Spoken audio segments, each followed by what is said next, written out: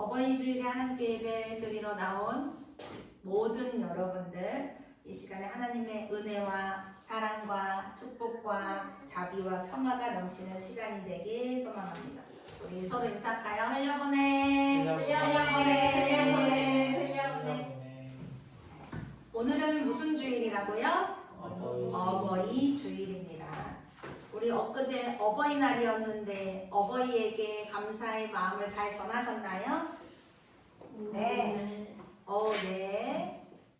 주원이는 어머니 마음이 따뜻하셨나요? 네. 감사합니다. 저는 혼자 안 보냈는데. 괜찮아요. 지금만 자 저쪽 가서 어버이의 옆으로 가시길 바랍니다. 아빠에게 옆으로 가세요. 자. 정말 좋아.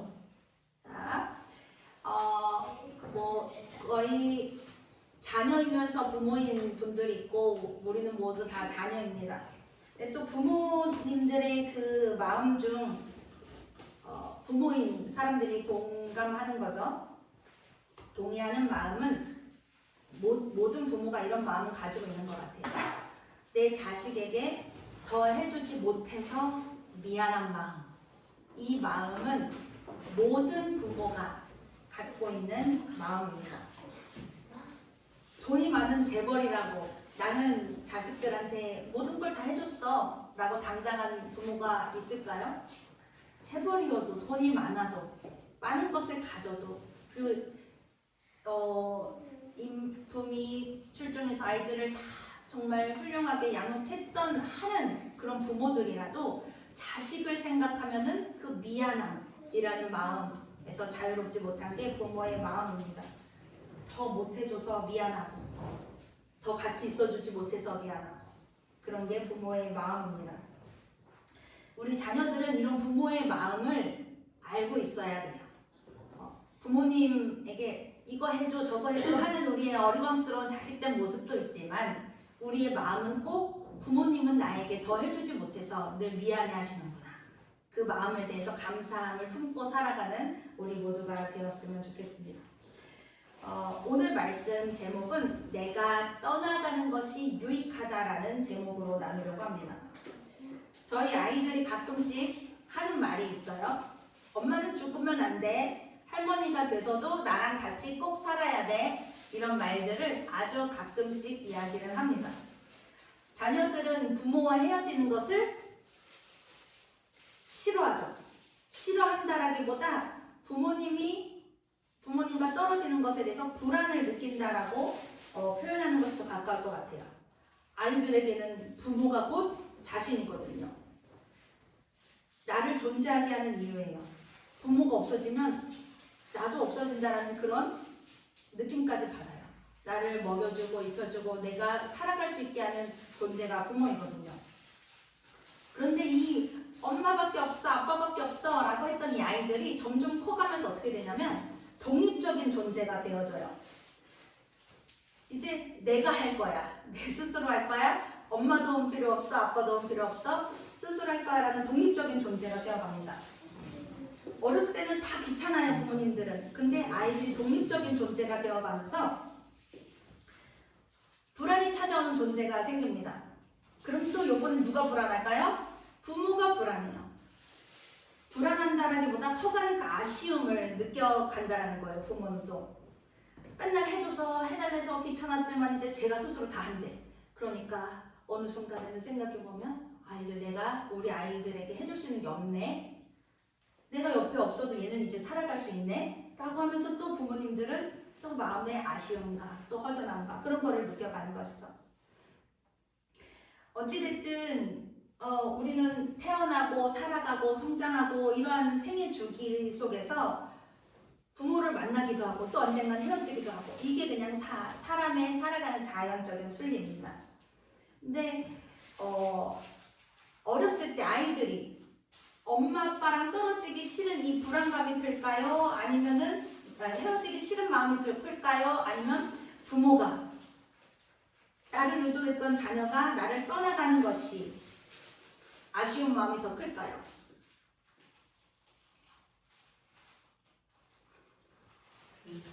둘 다 싫어요? 저는 굳이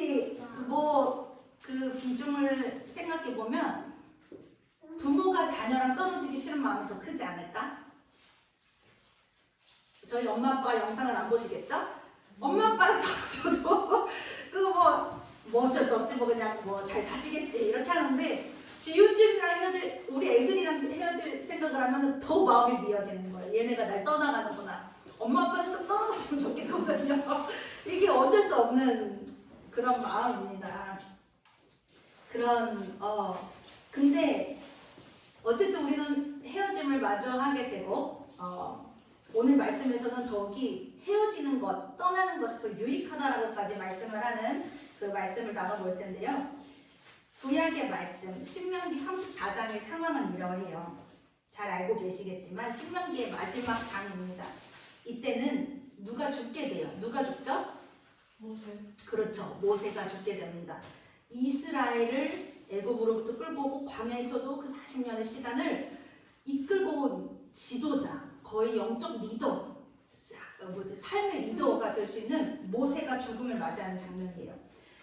하나님께서는 모세가 죽기 전에 오늘 어디로 올라가게 하셨죠? 모압, 그렇지. 모압 땅 무슨 산? 모압 땅의 무슨 산? 느보산에 어떤 보물이? 정면하고 보물. 그렇게 좋겠나요?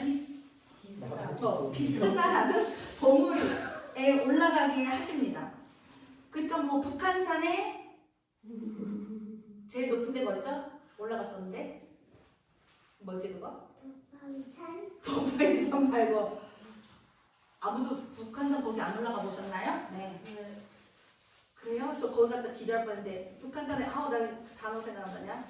제일 높은 보물이 있어요. 아무튼 그 정도 높은 건 아니겠죠 여기는. 그러니까 뭐 어느 지역에 어느 산에 어느 보물이 올라가게 하시고 그곳에서 보이는 우리 독보이산 올라가봤죠? 거기서 쫙 펼쳐지는 거 다 보이죠? 덮개도 보이고 저 덕정도 보이나요? 네. 그러니까 보물이만 올라가도 마을이 다 보여. 모세에게 탁 올라가서 보래요. 거기에 길르앗이라는 그 땅이 쫙 펼쳐져 있어요. 그 땅은 어떤 땅이라고 성경에 써 있냐면 비옥하고 목축하기도 좋고 엄청 좋은 땅이라고 기록되었어요. 쫙 보게 하십니다. 그리고 하나님께서는 한마디 하시죠. 뭐라고 하셨을까? 내가 이 땅을 너에게 보여주기는 하지만 네가 거기엔 갈 수 없다. 하나님은 왜 보여주신 거야? 맛있는 거 다 차려놓고 못 먹어 이렇게 하는 거랑 똑같은 거예요. 그런데 모세는 그때 하나님의 말씀을 듣고서 어떤 마음이었을까요? 하나님 완전 너무하다. 내가 이스라엘 백성들을 그 힘들게 10가지 재앙도 다 뛰어넘고 그 광야에서 백성들의 그 불평불만과 모든 걸 다 헤아리면서 이끌고 온 지도자인데 나를 왜 저 비옥한 땅에 못 가게 하시지? 불만을 가졌을까요? 아니면 좋겠다, 나도 가고 싶다 이런 부러움을 가졌을까요? 부모된 마음으로서 그 산 앞에 서 있다고 생각하면 저는 이런 마음이 들 것 같아요. 다행이다. 지금까지 살아온 40년 그 이상이 된 그 힘들고 어려웠던 그 땅이 아니라 이제 내 자식들은 비옥한 땅으로 갈 수 있겠구나. 안도할 것 같아요. 또 한편의 마음으로는 이런 마음이 들겠죠? 내가 여태까지 얘네 다 데리고 왔는데 얘네가 조금만 힘들면 하나님한테 불평하고 또 좋은 거 주면 좋다고 하고 또 불평하고 이렇게 어리석고 연약한 백성들인데 적응하는 그 정도까지만 내가 가서 도와주고 싶다. 그런 마음도 있었을 거예요. 모세도 백성들을 너무 다 잘 알죠. 광야에서 배고프면 밥 줘요 하나님한테 쫄려댔다가 밥을 줘. 오 좋다 이러고 또 애굽에서 나왔다고 우와 이제 해방됐다라고 했는데 힘들어. 나를 애굽에서 죽게 하지 왜 데리고 나왔어. 이렇게 어리광스러운 백성들의 모습. 그러니까 모세의 마음은 양가 감정이죠. 다행이다 라고 생각하다가도 어린아이와 같은 백성들 내가 챙겨줘야 되는데 라는 그런 게 모세의 마음이었을 거예요. 그런데 하나님은 모세가 늙어가지고 이거 힘이 없어 나 이제 죽을 때가 됐어 라고 했을 때 그의 목숨을 가져가신 게 아니었어요. 오늘 7절에 보면 모세가 몇 살까지 살았죠? 120살. 120살이면 20. 120살이나 산 거예요. 엄청 오래 살았잖아요. 늙으면은 허리도 구부정, 눈도 안 보여. 50살만 돼도 눈이 침침하거든요. 노안이 오거든요. 그런데 120살이었는데도 모세의 건강은 어땠냐? 눈이 잘 보였대요. 그리고 기력이 정정하였대요. 힘이 좋았던 거예요. 근데 이제 코앞에 가나안 땅을 두고서 죽게 되었어요. 그렇지, 그게 궁금해야지.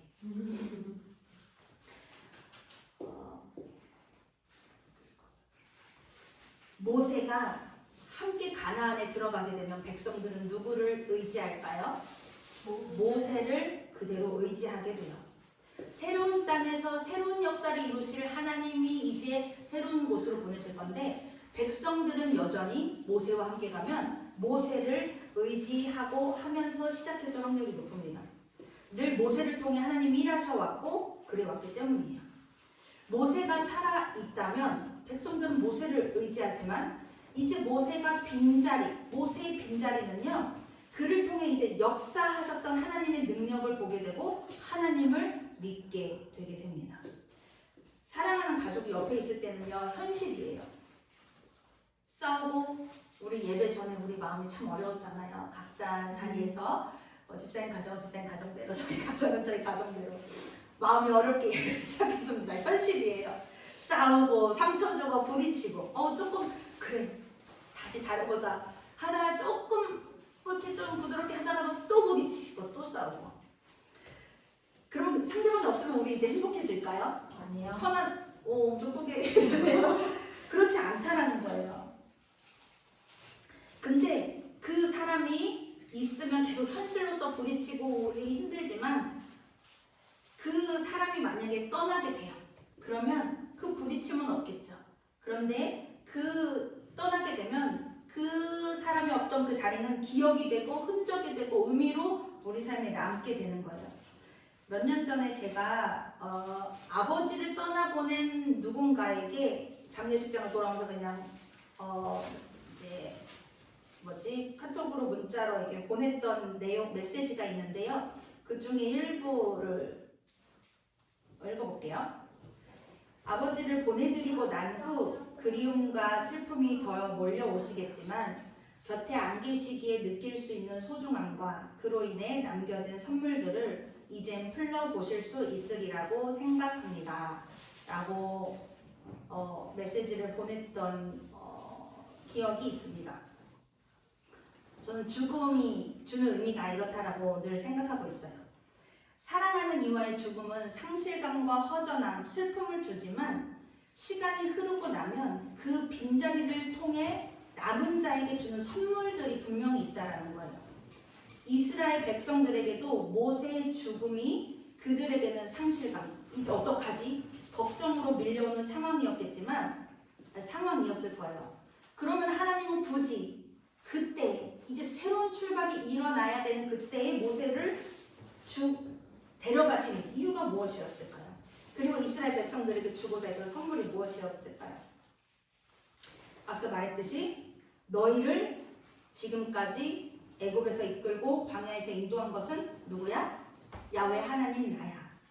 모세가 아닌 이제 내가 너희들의 삶을 이끌고 갈 거야 라는 것을 알려주시기 위함이다라는 거예요. 이제 모세의 죽음은 하나님에 대한 온전한 신뢰를 바라보게 하는 신호탄을 하나님이 탁 쏘아 올리게 된 것입니다. 모세가 죽은 후에 사람들이 애도의 시간을 가졌어요. 우리나라의 장례는 며칠을 하죠? 3일을 합니다.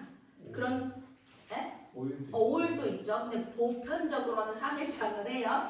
근데 여기 이스라엘 백성들은 며칠 동안 애도의 시간을 가졌다라고 기록되어 있죠?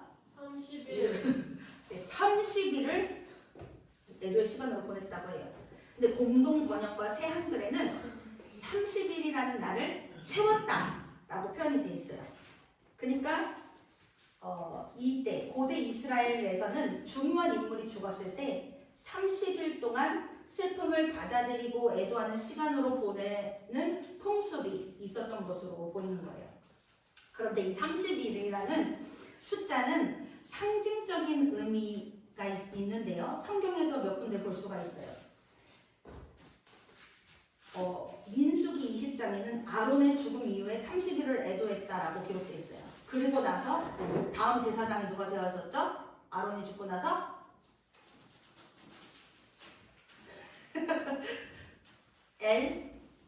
리아. 네 글자 너. 엘르아살이 세워졌어요. 그리고 창세기 요셉 알죠? 요셉이 몇 살에 총리가 되었을까요? 40살. 지금 숫자를 뭘 하고 있어? 30. 30살에 애국 왕 앞에 나아갔다고 기록됐고, 다윗은 몇 살에 왕이 되었을까요? 30살. 그렇지, 30살에 왕이 됐고, 아주 중요한 인물이 있어요. 우리 예수님은 몇 살 때부터 공생에 이 땅에 30살. 그렇지, 30살부터 이 땅에서의 사역을 시작했어요. 30이라는 숫자는 이렇게 성경에서 중요한 의미가 가지고 있는 건데요. 이 30은 뭐냐면 한 사람의 인생을, 한 민족의 역사를 새롭게 시작한다는 의미를 갖고 있어요. 이전의 삶과 앞으로의 삶의 기준이 되는 것, 새로운 역사의 기점을 30일로 두고 있습니다. 그 30일 동안 모세가 죽음이 슬퍼서 막 애도를 했어요. 그리고 나서 이스라엘 백성들 어떻게 했죠? 모세가 죽었어, 절망했어요? 아니요. 아니요. 애복이 딱 마치고 이제 새로운 땅으로 가게 됩니다. 절망하지 않고. 모세의 죽음은 인간적으로는 슬픔을 남겼지만 하나님의 더 큰 역사 속에서 떠나가는 것이 유익하다라는 것을 드러낸 이야기로 오늘 말씀을 볼 수가 있습니다. 근데 이 오늘 말씀의 제목은 누가 말한 거를 응용을 했을까요? 오늘 요한복음 말씀에서 누가 말한 거죠? 요한. 예수님. 그렇죠. 예수님이 말씀하신 거예요. 예수님께서 잡히시기 전에 제자들에게 막 고별 설교를 했어요. 그때 뭐라고 했냐면, 나 이제 죽어. 내가 죽고 나면 너네 엄청 핍박당할 거고 고통당할 거고 너네도 죽게 될 거야. 너네들이 예수님 믿는다고 이제 다 잡아갈 거고 너네 죽이려고 쫓아올 거야. 너희들이 이제 목숨을 걸어야 돼. 복음을 위해서 이제 너네 제자들끼리 모여있을 수 없고 도망 다니면서 흩어져서 복음을 전해야 돼. 이제 평화로운 그런 삶은 이제 멀어질 것이고 목숨을 걸고 살아가야 되는 그 고통스러운 일이 펼쳐질 거야. 이 이야기를 했어요. 제자들은 어땠을까요? 마음이 기뻤어요? 슬펐어요. 얼굴이 슬퍼가지고. 내가 너네 이럴 줄 알고 미리 얘기하지 못했어. 너네가 맨날 슬퍼할까봐. 근데 이제 얘기해야겠어. 이제 나는 어디로 가? 죽게 돼. 너희들을 떠나게 되기 때문이야. 그리고 내가 떠났을 때 이 말을 기억하고 너네가 살아가게 하기 위함이야 라고 이야기를 해주시는 거예요. 예수님이 옆에 있을 때는 이것을 얘기할 필요가 없었습니다. 근데 이제 떠나갈 것이기 때문에 떠나간 자리에서 예수님께서 하신 말들을 제자들에게 생각나게 하시고 그 말들로 살아가게 하시기 위해 이제 떠나기 전에 이야기를 하셨다라는 거예요. 그리고 예수님이 떠난 자리에는 이제 누가 올 것이라고 얘기해줬어요? 보혜사, 성령이 올 것이다라고 이야기를 해주셨습니다. 예수님은 자신이 어떻게 해야 제자들에게 유익하다라고 말씀하셨죠? 떠나야 유익하다라고 이야기를 하셨어요. 내가 떠나면 누가 너희들에게 오기 때문에 성령님. 이 보혜사가 공동 번역에서는 협조자라고 해석이 되어 있어요. 너희의 삶을 도와주는 협조자가 올 것이기 때문에 떠나는 것이 유익하다라고 이야기를 해주시는 겁니다. 우리 어버이 주일에 성서일과에서 왜 이 말씀을 있을까라는 생각을 했어요. 우리 부모들에게 주시는 말씀인 것 같았어요. 부모는요, 내가 자녀들에게 남아있는 것이 아닌 나의 흔적이 자녀들에게 남아있게 해야 합니다. 하나님의 아들 예수님도 제자들과 평생 같이 있을 수 있었어요? 없었어요. 떠나셨습니다. 우리 부모들도 언젠간 자녀들 곁을 떠나게 됩니다. 우리가 언제까지나 자녀들의 문제를 다 해결해 줄 수 있겠습니까? 해결해 줄 수도 없고 도와줄 수도 없고 지켜줄 수도 없습니다. 그거를 인정하며 살아가야 되는 거예요. 그렇기 때문에 우리 부모는 자녀들 옆에 다 있어주려고 하기보다 우리의 말과 삶이 아이들의 가슴 속에 남도록 해야 하는 것입니다. 엄마가 없어도 아빠가 없어도 우리 자녀들이 두려움 속에서도 이겨낼 수 있는 용기를 가질 수 있게 해야 되고요. 실패 속에서도 다시 일어날 수 있는 힘과 지혜를 갖도록 살아야 되고, 외로움 속에서도 견디고 버틸 수 있는 강인함을 심어줘야 되는 거예요. 이런 것들은 우리가 다 직접적으로 해줄 수 있는 것이 아닙니다. 우리의 삶과 태도를 통해서 이 힘이 길러져 가는 것입니다. 그래서 보여주고 우리가 살아내야 하는 거죠. 다시 한번 말씀드리지만 우리는 아이들 곁에 영원히 있을 수 없습니다. 우리가 근데 언제까지나 얘네 곁에 있을 거라고 생각하면서 살아간다면 부모가 떠났을 때 아이들에게는 절망만 남겠죠. 아이들이 부모가 세상을 떠났을 때도 삶을 지탱해 갈 수 있는 힘으로서 남아줄 수 있는 부모가 되어야 합니다. 그리고 내가 좀 떨어졌을 때 내가 아닌 하나님이 이끌어 가시도록 아이들의 삶에 하나님이 주인이 되실 수 있도록 공간을 열어주길 원합니다. 우리가 아이들의 삶에서 한 걸음 물러서주고 지켜봐주고 기다려주고 그렇게 할 때 내가 아닌 성령님께서 우리 아이들의 인생의 새로운 역사를 써내려 가실 것이고, 부모가 없는 세상 속에서도 어려움과 고난 속에서도 당차게 굴하지 않고 복음 안에서 굳건히 서가는 아이들로 자랄 것입니다. 부모가 자녀들을 내 것이 아닌 하나님의 것이라고 믿음으로 선포하고 주님께 맡길 때, 그때 성령 하나님께서 우리 아이들의 주인이 되어주시고 인도자가 되어주시고 방패자가 되어주실 줄 믿습니다. 우리 기도하겠습니다. 하나님, 우리의 삶과 자녀들의 인생의 주인이 하나님이심을 고백합니다. 우리가 곁에 없을 때에도 성령님께서 우리 자녀들을 인도하여 주시고 두려움과 어려움 속에서도 믿음으로 굳게 서게 하여 주시옵소서. 부모의 욕심이 아닌 하나님의 뜻으로 자녀를 바라보게 하시고 우리의 말과 삶이 믿음의 유산으로 남게 하여 주옵소서. 우리는 언젠가 떠날지라도 더 큰 하나님의 인도하심을 신뢰하며 우리의 목자 되신 우리 주 예수 그리스도의 이름으로 기도드립니다. 아멘.